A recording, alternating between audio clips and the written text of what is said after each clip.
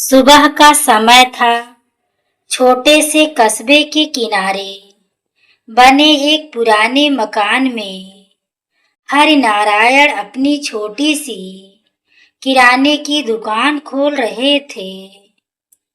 उम्र ढल चुकी थी, लेकिन चेहरे पर ईमानदारी की चमक आज भी वैसी ही थी। उनकी पत्नी सावित्री चाय का कप लेकर आई और बोली, आज हमारी बेटी आने वाली है, कुछ देर दुकान बंद कर दीजिए। हरिनारायण मुस्कुराए। बेटी से बढ़कर कोई कमाई नहीं होती। कुछ देर बाद एक चमचमाती काली लग्जरी कार घर के सामने आकर रुकी। पूरे मोहल्ले की नजर उसी पर टिक गई। कार से पहले उतरा, सूट बूट पहने, करोड़पति उद्योगपति विवान मल्होत्रा। उसके पीछे उसकी पत्नी काव्या उतरी, जो अपने माता पिता को देखते ही दौड़कर उनके गले लग गई। सावित्री की आंखें खुशी से भर आई। हरिनारायण ने दामाद का सम्मान से स्वागत किया, लेकिन विवान ने बस हल्का सा सिर हिलाया। घर के अंदर बैठते ही विवान ने चारों तरफ नजर दौड़ाई और व्यंग से बोला, काव्या, इतने छोटे घर में तुमने अपना बचपन बिताया था, मुझे तो यकीन ही नहीं हो रहा। काव्या ने मुस्कुराकर कहा, हाँ, इसी छोटे घर ने मुझे बड़े संस्कार दिए हैं। विवान हल्का सा हंस पड़ा। संस्कारों से बैंक बैलेंस नहीं बढ़ता। हरिनारायण जी ने बात बदलने की कोशिश की, लेकिन उनके चेहरे पर दर्द साफ दिखाई दे रहा था। दोपहर में मोहल्ले के कुछ लोग दामाद से मिलने आए। सबने उसकी सफलता की तारीफ की। तभी विवान ने ऊंची आवाज में कहा, अगर काव्या की शादी मुझसे नहीं होती तो शायद आज भी यह लोग इसी छोटी सी दुकान के सहारे जिंदगी गुजार रहे होते। यह सुनते ही पूरा आंगन शांत हो गया। हरिनारायण का सिर झुक गया। सावित्री की आंखों से आंसू छलक पड़े, लेकिन सबसे ज्यादा दर्द काव्या को हुआ। वह धीरे से अपने पिता के पास गई, उनका हाथ थामा और पहली बार अपने पति की ओर देखकर बोली, विवान, करोड़ों रुपए कमाने से कोई बड़ा नहीं बनता।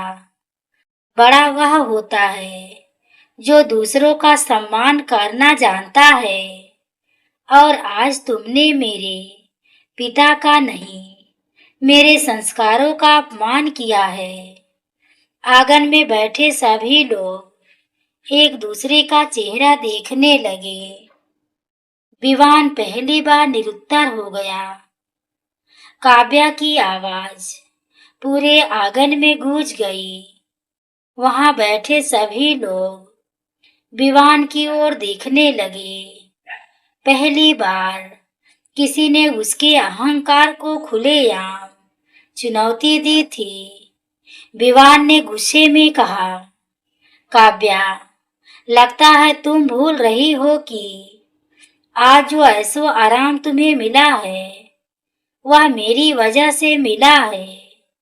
काव्या ने बिना डरे उत्तर दिया, नहीं विवान, मैं यह कभी नहीं भूल सकती कि मुझे चलना मेरे पिता ने सिखाया था और सिर ऊंचा करके जीना मेरी माँ ने।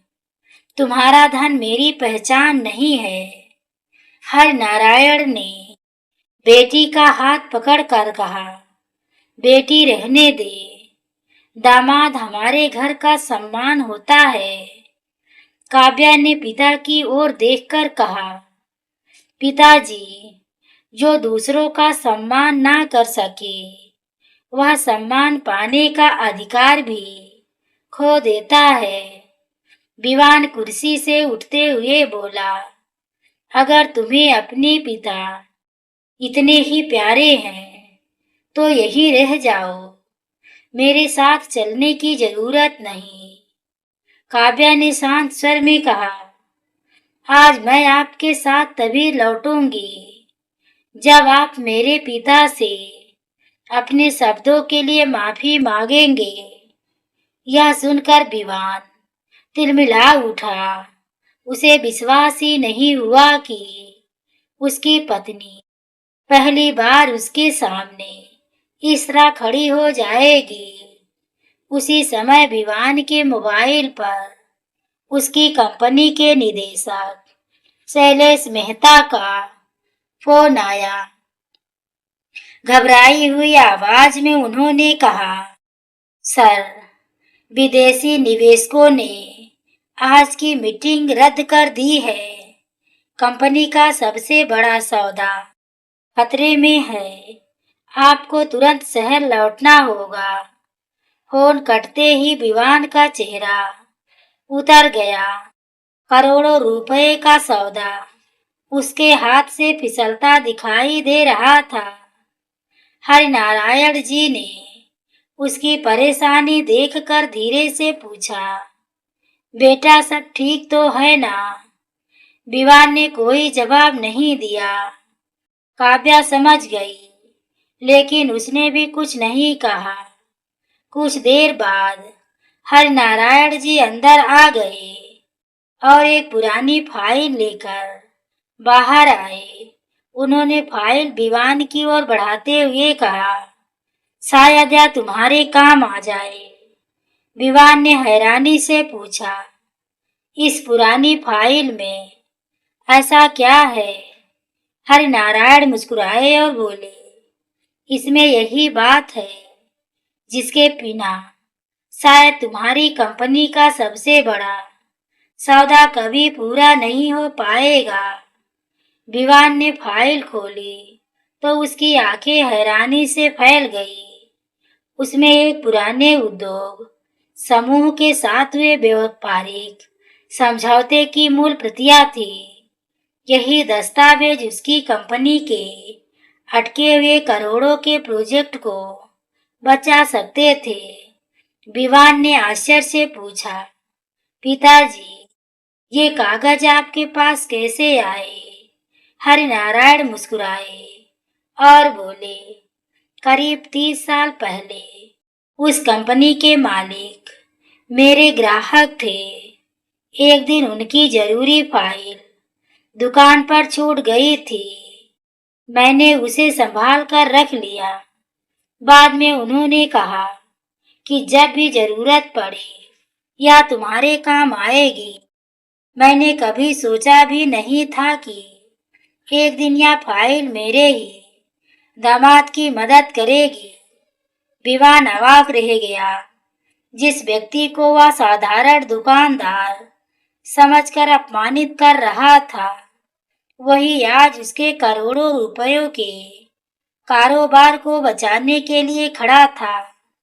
काव्या ने धीरे से कहा, देखा विवान, इंसान की कीमत उसके बैंक बैलेंस से नहीं, उसके चरित्र और ईमानदारी से होती है।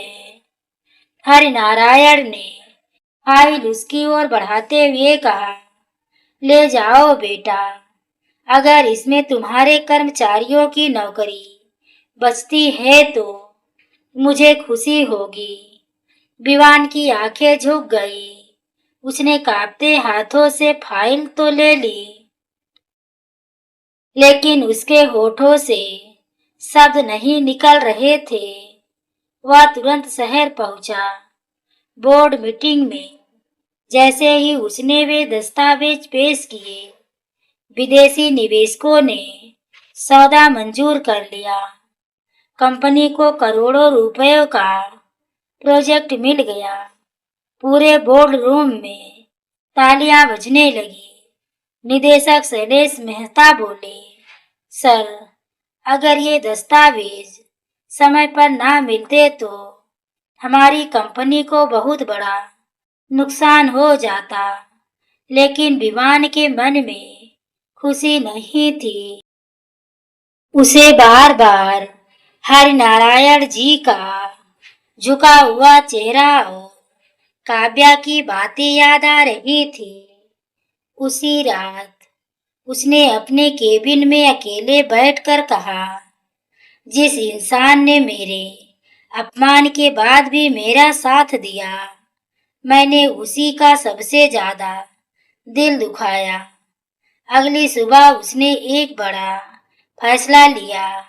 उसने पूरे परिवार और कंपनी के वरिष्ठ अधिकारियों को हरिनारायण जी के घर चलने के लिए कहा। किसी को समझ नहीं आ रहा था कि करोड़पति विवान आखिर करने क्या जा रहा है। अगले ही दिन हरिनारायण जी की गली में एक के बाद एक नई लग्जरी गाड़ियां आकर रुकी। पूरे मोहल्ले के लोग अपने अपने घरों से बाहर निकल आए। सबके मन में एक ही सवाल था, आज आखिर क्या होने वाला है। विवान कार से उतरा, लेकिन इस बार उसके चेहरे पर पहले जैसा घमंड नहीं, बल्कि गहरा पश्चाताप था। उसके साथ कंपनी के सभी बड़े अधिकारी भी थे। हरिनारायण दुकान पर बैठे ग्राहकों को सामान दे रहे थे। विवान उनके पास पहुंचा और बिना कुछ कहे उनके सामने हाथ जोड़कर खड़ा हो गया। हरिनारायण जी ने आश्चर्य से पूछा, बेटा, सब ठीक तो है ना? विवान की आंखों से आंसू छलक पड़े। उसने कहा, पिताजी, मैंने धन के घमंड में आपकी इज्जत नहीं की, लेकिन आपने मेरे अपमान का जवाब भी मेरी मदद करके दिया। आज मैं अपने अपराध की माफी मांगने आया हूँ। यह कहकर विवान सबके सामने झुक गया। पूरा मोहल्ला स्तब्ध रह गया। करोड़ों की कंपनी का मालिक एक साधारण दुकानदार से क्षमा मांग रहा था। हरिनारायण जी घबरा गए। उन्होंने तुरंत विवान को उठाते हुए कहा, बेटा, गलती मान लेने वाला इंसान कभी छोटा नहीं होता। उठो, तुम्हारा स्थान मेरे पैरों में नहीं, मेरे दिल में है। इतने में काव्या की आंखें भर आई। उसने कहा, आज मुझे अपने पति पर पहली बार गर्व हो रहा है। विवान ने सबके सामने घोषणा की, आज से मेरी कंपनी हरिनारायण जी के नाम पर एक ईमानदारी सम्मान पुरस्कार शुरू करेगी। यह सम्मान हर साल उस छोटे व्यापारी को दिया जाएगा जिसने अपने चरित्र और ईमानदारी से समाज के लिए उदाहरण पेश किया हो। पूरा मोहल्ला तालियों से गूंज उठा। लेकिन तभी कंपनी के कानूनी सलाहकार अरुण द्विवेदी तेजी से वहां पहुंचे। उनके हाथ में एक फाइल थी। उन्होंने घबराकर कहा, सर, एक बहुत बड़ी समस्या हो गई है। अगर अगले 24 घंटे में इसका समाधान नहीं हुआ तो कंपनी पर कानूनी कार्रवाई हो सकती है। विवान ने फाइल खोली तो उसके चेहरे का रंग उड़ गया। हरिनारायण जी ने शांत स्वर में पूछा, क्या बात है बेटा? विवान ने धीमी आवाज में कहा, पिताजी, इस बार सिर्फ कंपनी नहीं, मेरी पूरी प्रतिष्ठा दांव पर लगी है। काव्या ने दृढ़ स्वर में कहा, सच का साथ देंगे तो रास्ता जरूर निकलेगा। विवान ने कांपते हाथों से फाइल खोली।